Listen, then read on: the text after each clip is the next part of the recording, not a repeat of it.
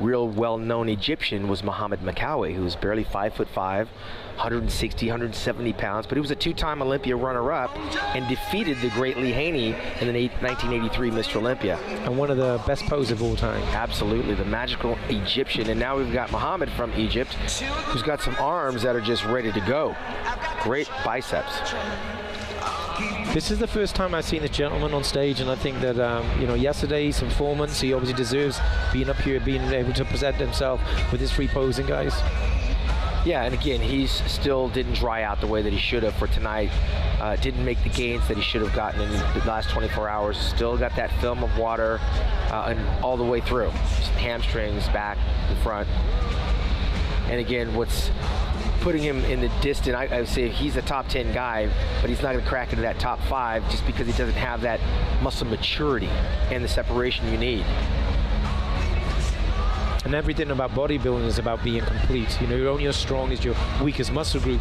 You're only as strong as your condition. And when you bring everything and all stars are aligned, then you can be a very dangerous individual. You don't have to be the biggest guy on stage to be the most complete, most competitive, and take all those titles. Right, and I mean, how long has it been since you've had an Egyptian competing in the Open Olympia? So while he may not fare well here tonight, he's the best thing to come out of Egypt. That's huge.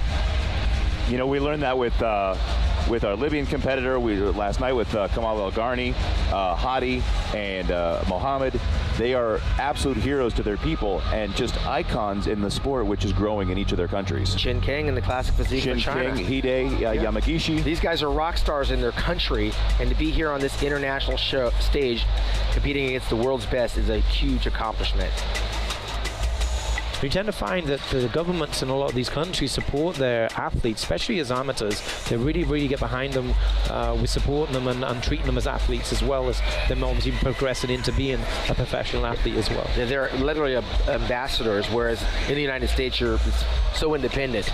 You know, you've got to get your sponsors, you've got to promote yourself, you've got to market yourself. You don't have the support of the government. But yeah, that helps these guys with their brand awareness. And again, I mentioned earlier, Neil, like I'm a proponent of like choreographic routine. I'm not real big on trying to ask for applause and you know, the rah-rah type stuff. It's like spend the time choreographing something. We pay big money to come watch you perform. Entertain us, right? Yeah. And ultimately, when you're on the stage and you're in condition, the crowd is going to get behind you anyway, whether they're a fan of your physique or not. When you bring a level of condition and structure and performance to the stage, the audience are always going to get behind you. They're going to give you applause. Right. Well, and it alludes to the fact that we basically have 10 guest posers on stage tonight, the best of the best. Don't guest pose. Do your routine. That's it. And you know what? There's a large percentage